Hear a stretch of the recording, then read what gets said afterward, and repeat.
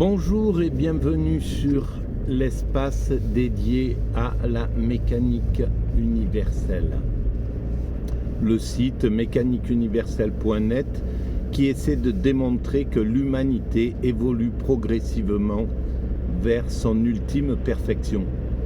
La fusion, l'unité, l'accession à l'unité, à un fonctionnement global, un fonctionnement général total de l'humanité à travers des instances comme l'ONU, l'UNESCO, etc., devenues absolument justes, ce qu'elles ne sont pas encore. Voilà, un monde qui aura atteint le degré ultime d'un fonctionnement écologique. Donc on en est encore loin, il faudra encore quelques siècles d'évolution, mais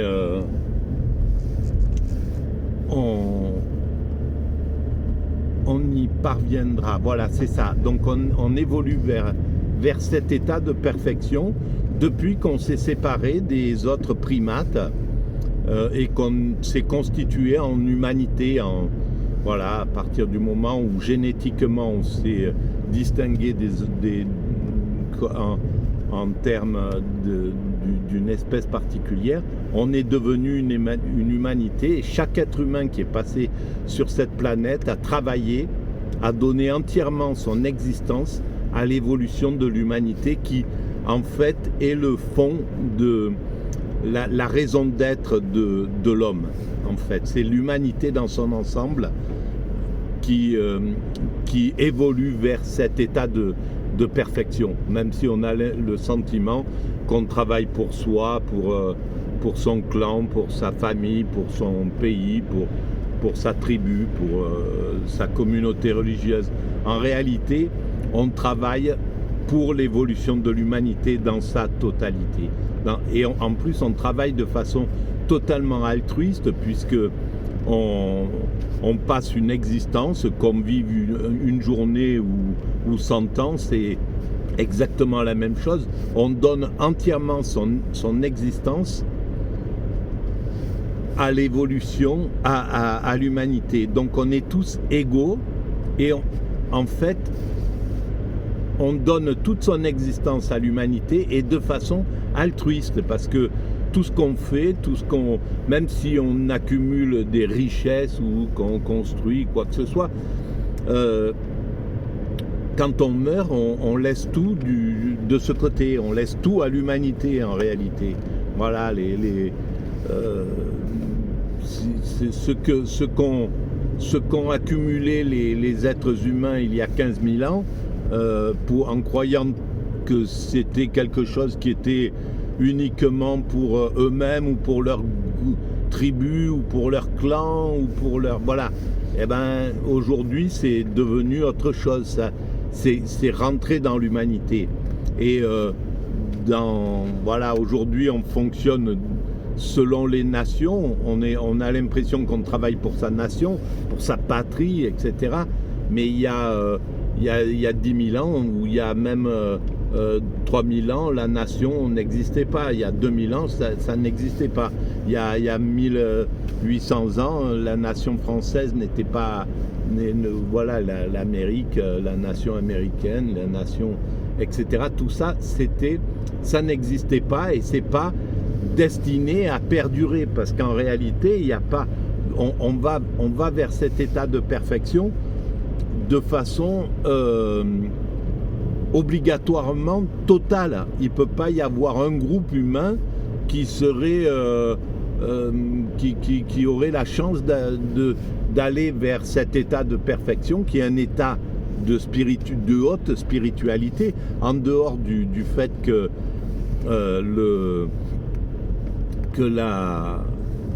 qu'il faut que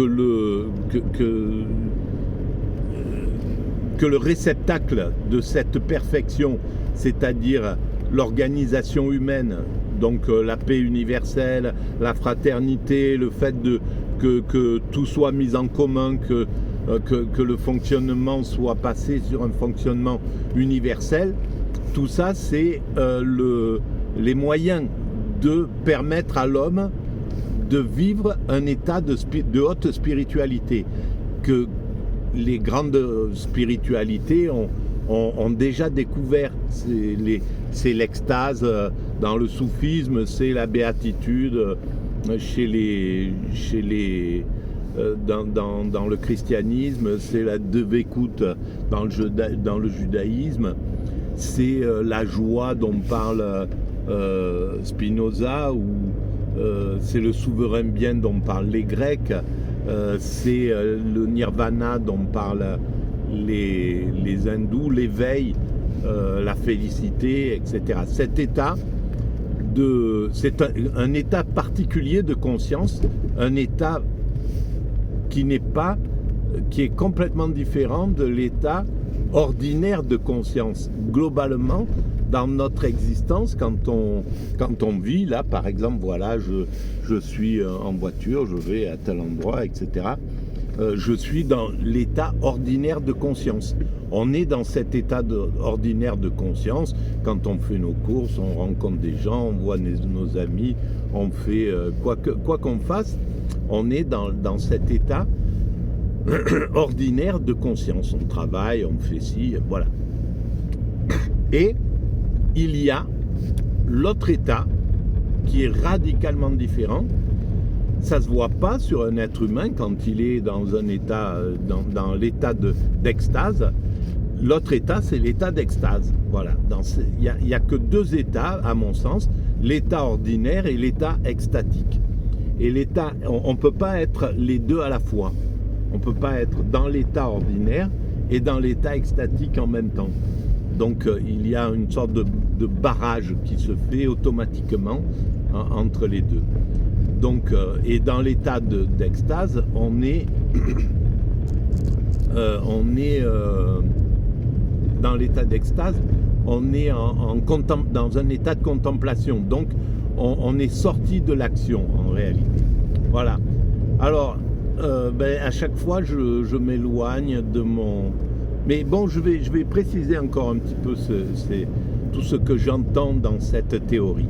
Donc l'humanité va vers cet état de perfection où tous les biens seront mis en commun. Et d'ailleurs, on peut voir qu'on travaille déjà cette façon de mettre en commun. On peut voir tous les prémices de cet état de perfection dont je parle. Donc les biens, il n'y aura plus de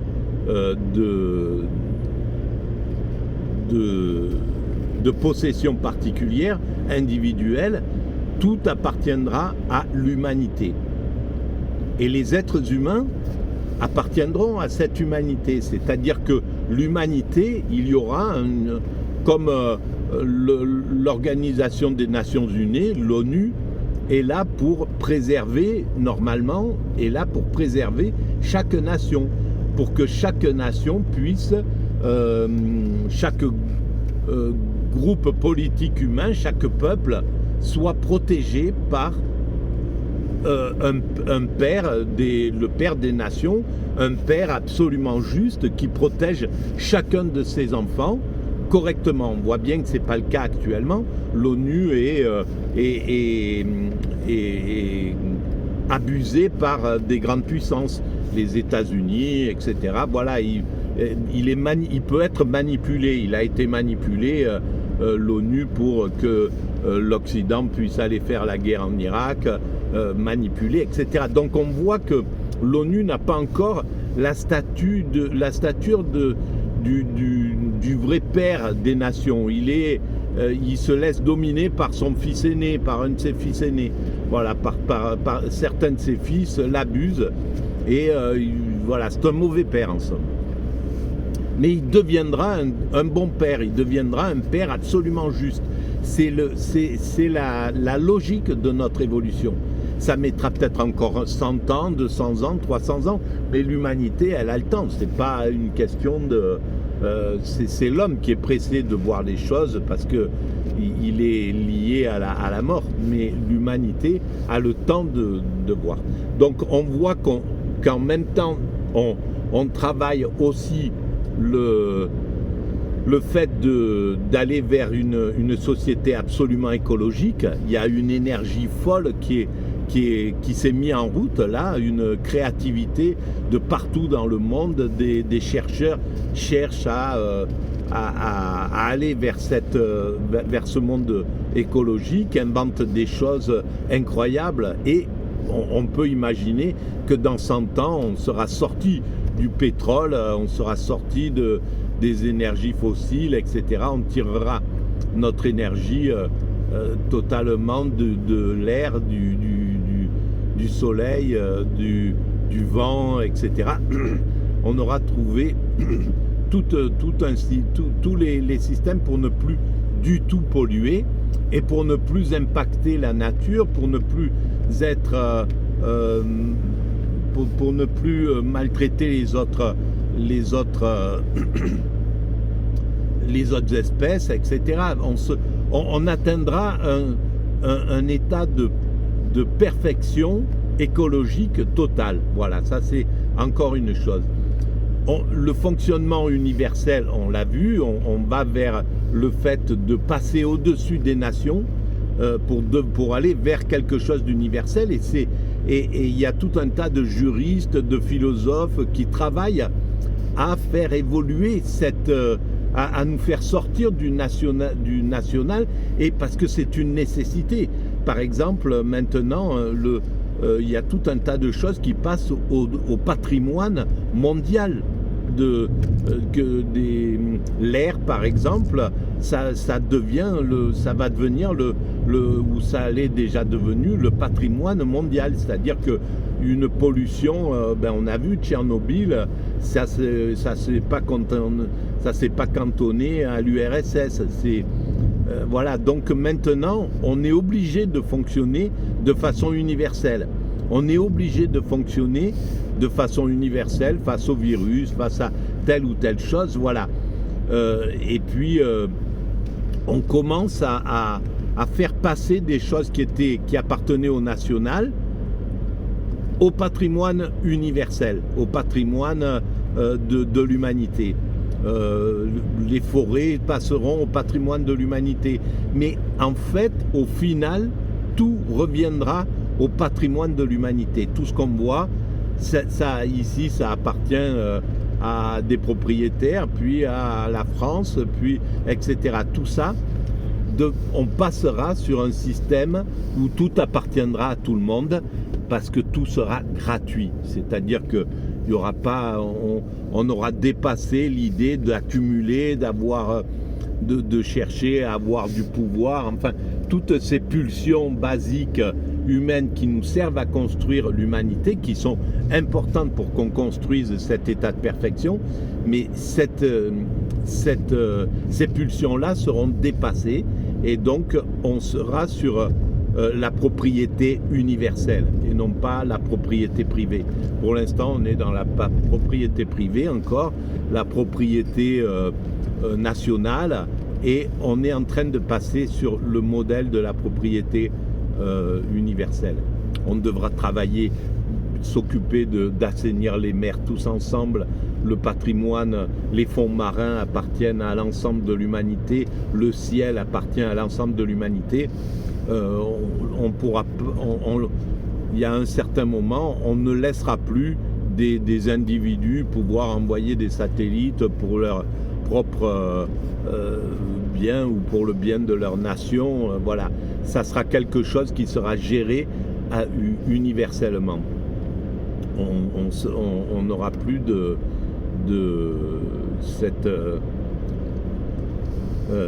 cette vision. Et on voit bien qu'on est en train de créer ces lois pour aller vers l'universel progressivement. Et par exemple des choses comme Internet, si on était dans une société évoluée déjà, de conscience évoluée, parce qu'à ce moment-là, ça sera une société de conscience totalement évoluée. L'humain aboutit, l'humain comprendra, aura compris exactement l'absurdité qu'il y a à se taper dessus, à se détruire, s'autodétruire.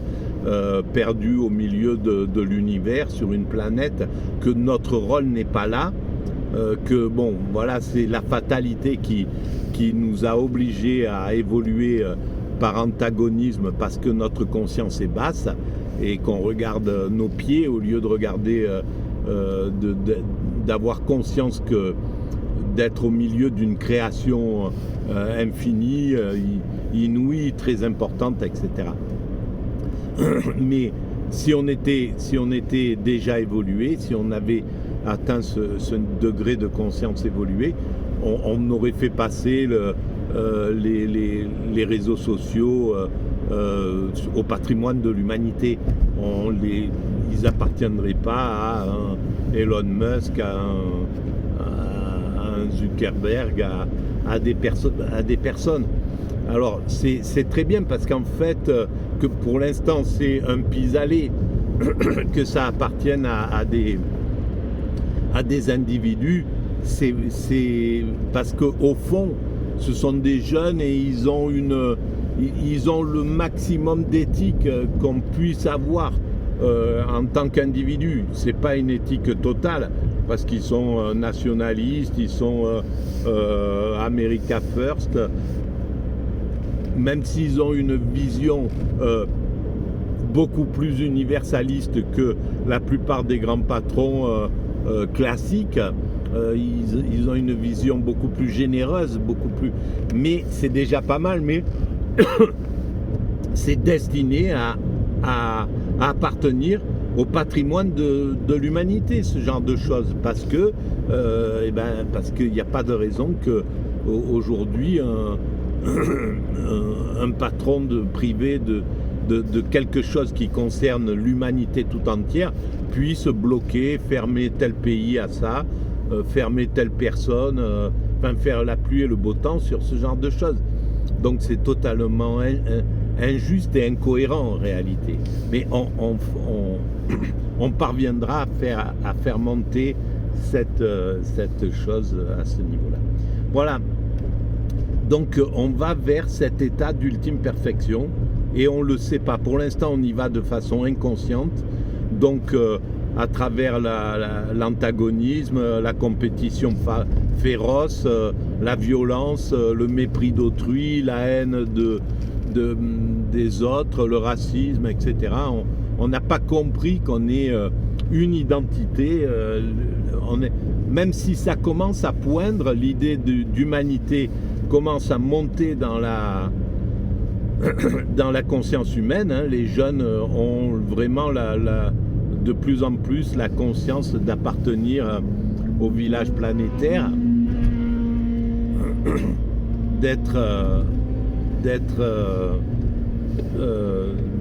d'appartenir à l'humanité. Et ça ira de plus en plus. Voilà, dans 100 ans, après 5 ou 6 générations, les enfants naîtront avec la conscience vraiment d'appartenir à l'humanité. C'est qu'une question de temps. Là, pour l'instant, les vieux esprits nationalistes sont encore puissants. Ils ont encore... Voilà, mais c'est important, hein, parce que le monde réactionnaire est important pour maîtriser les excès trop rapides des progressistes. Les progressistes voudraient qu'on fonctionne tout de suite sur un monde universel sans comprendre qu'il faut décompresser les pulsions humaines progressivement pour les pulsions nationalistes, etc., que ça doit se faire en douceur, que l'évolution de l'humanité a son propre rythme, et un rythme qu'on ne peut pas accélérer sous peine de faire un chaos. Et c'est d'ailleurs ce qui a été fait avec le communisme quand ils ont voulu imposer l'égalité. Même la fraternité ils l'ont imposé, ils ont réussi à faire cohabiter, à faire vivre des peuples et des nations dans la plus grande fraternité possible. Il y avait des Polonais, des Yougoslaves, des Azerbaïdjans, des Kirghizes, des Russes, des Ukrainiens, des Baltes, qui vivaient tous de façon fraternelle en réalité. Donc ils ont réussi à faire le communisme, on le verra dans le temps, mais ça a été une réussite. La seule chose, c'est que ça a été pris en main par des dictateurs. Il y a eu un dictateur surtout qui a complètement écrasé cette idée généreuse et maltraité cette idée. Et puis, l'égalité se faisait au détriment de la liberté. Et on ne peut pas...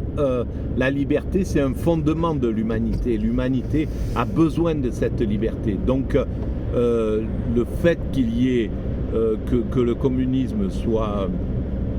Et que ce soit la dictature du prolétariat, c'était une erreur. Ça ne doit pas être une dictature. C'est-à-dire, les élites étaient maltraitées, alors que pour qu'un système fonctionne le mieux possible, les élites doivent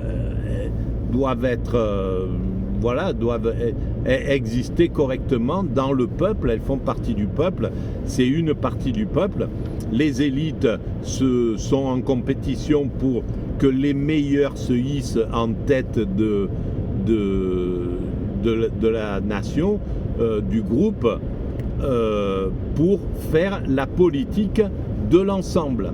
Voilà, s'il y avait eu des élections correctes dans les pays du RSS, correctement, vraiment, le système aurait certainement perduré. Parce que, voilà, le système démocratique, c'est pour l'instant le meilleur système possible. Voilà, c'est les meilleurs montent, arrivent en haut, et pour faire la politique de l'ensemble, et non pas pour faire la politique du petit groupe des dominants. Ça, c'est l'aristocratie, c'est l'autocratie, c'est la dictature, c'est tous ces systèmes archaïques. L'oligarchie aussi, actuellement on est en oligarchie, et c'est un système archaïque. C'est pas les meilleurs montent, mais pas pour faire la politique de l'ensemble, mais pour privilégier l'oligarchie, pour privilégier les plus riches. Et donc on est dans un système qui est un système primaire, aussi archaïque que le système aristocratique ou autocratique. Et ça, c'est à cause des médias et à cause des hommes politiques qui ont laissé monter les oligarques. Ils ont donné du pouvoir aux oligarques, ils leur ont permis d'acheter les médias, et avec les médias, les oligarques font élire qui veulent à leur tête. Voilà, qu'ils ont besoin quelqu'un qui ait une vision oligarchique, donc une vision aristocratique, et on le voit on l'entend dans leurs propos. Les chefs d'État que nous avons eus en France depuis les années 90, même depuis les années 80 finalement, sont oligarchiques. Ce sont des élitistes. Ils n'ont pas une vision du peuple comme les vrais démocrates. Ils ont une vision élitiste, et d'ailleurs ils fonctionnent. Leur copinage, il est tout simple, hein. Ils ne sont pas copains avec les ouvriers. Et on voit les tentatives qui étaient faites, par exemple, par comment il s'appelait, donc avant ces années 80, le système, les présidents étaient beaucoup plus démocratiques. Par exemple, Giscard d'Estaing, qui avait instauré d'aller manger chez des gens, mais c'était symbolique évidemment, mais ça montrait que l'évolution allait vers la démocratie. C'était une façon, et ces présidents, Giscard d'Estaing, Pompidou, De Gaulle, avaient une vision démocratique profonde. Et après, avec Mitterrand, on est tombé dans l'oligarchie, la clanicité. Mitterrand était extrêmement clanique, finalement. et n'avait pas une vision démocratique claire. Et après, tous les présidents qui sont arrivés, à quelques exceptions près, peut-être Chirac et peut-être Jospin, avaient une vision un peu... Chirac, oui, certainement, et Jospin avait une vision sans doute démocratique, mais il s'est fait squatter par l'oligarchie et par le système clanique, quoi, qui était pesant dans le parti socialiste.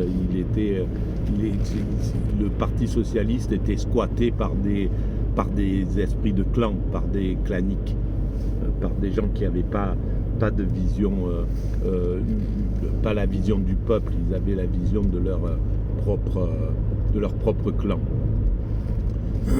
Et voilà mon point de vue. Alors ça c'est mon point de vue, mais c'est pas, voilà, il peut être contesté et être contredit, je l'accepte volontiers, mais voilà. Alors au total, nous allons vers notre ultime perfection, en voiture peut-être, Simone. Bon, en tout cas, on y va tranquillement, et c'est rassurant pour moi. J'en suis convaincu, et cette conviction ça fait du bien, en fait, à vivre avec ça. Voilà comment je le perçois. Merci de votre écoute. N'hésitez pas, si vous pensez que ça le mérite, de mettre des pouces sur ces vidéos pour faire avancer sa visibilité, et de vous abonner à la chaîne.